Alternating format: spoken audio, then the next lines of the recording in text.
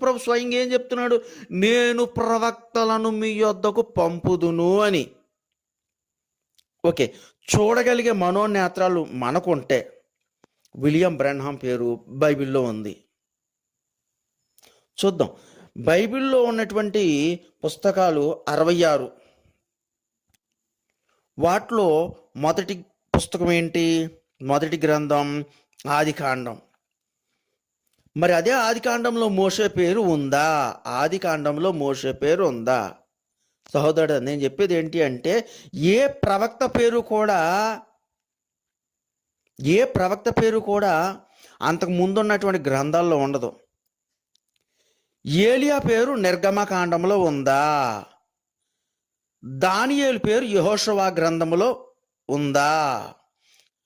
అపోస్తలుడైనటువంటి పేతురు గారి యొక్క పేరు పాత నిబంధనలో ఎక్కడ ఉంది?